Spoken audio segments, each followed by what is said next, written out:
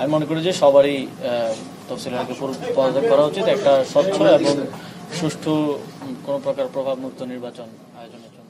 জাতীয় সংসদ নির্বাচনের তফসিল ঘোষণার আগেই উপদেষ্টার পদ থেকে পদত্যাগ করবেন বলে জানিয়েছেন স্থানীয় সরকার উপদেষ্টা আসিফ মাহমুদ সজীব ভুঁইয়া।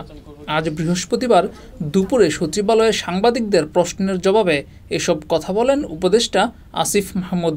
ছাত্র উপদেষ্টারা না, যারাই চাইবে তাদেরই উচিত নির্বাচনের সময়টাতে না থাকা। নির্বাচনের আগে নির্বাচনকালীন সরকারে না থাকা কি নির্বাচন করার ইঙ্গিত? আসিফ মাহমুদ বলেছেন, উপদেষ্টা বা রাষ্ট্রীয় দায়িত্বে আছেন এমন যে কারো রাজনীতি কিংবা নির্বাচন করার ইচ্ছা থাকলে তাদের সবার পদত্যাগ করা উচিত, যেন কোনোভাবেই নির্বাচন প্রশ্নবিদ্ধ না হয়।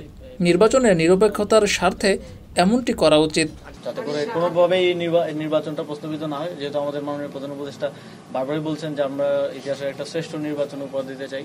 যদি নির্বাচন করেন তাহলে কোন দলে যোগ দিবেন? সেটা কি এনসিপি হবে?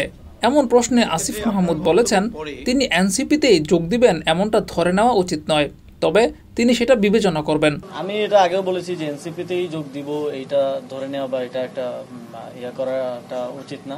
সরকারের 1 বছরে জনগণের আকাঙ্ক্ষা কতটুকু বাস্তবায়ন হয়েছে এমন প্রশ্নের জবাবে উপদেষ্টা আসিফ মাহমুদ বলেছেন, এখনো পর্যন্ত না পারার পাল্লাটাই ভারী।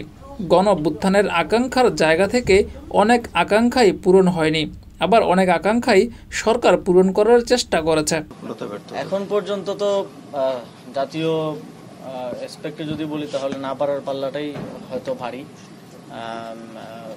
বাংলাদেশের মানুষ অভ্যুত্থানের সুফল পেয়েছে, তবে আমাদের সরকারের কতটা সুফল পেয়েছে, কিছু জায়গায় আমাদের অর্থনীতিতে অনেক ভালো হয়েছে, দ্রব্যমূল্য নিয়ন্ত্রণে আছে।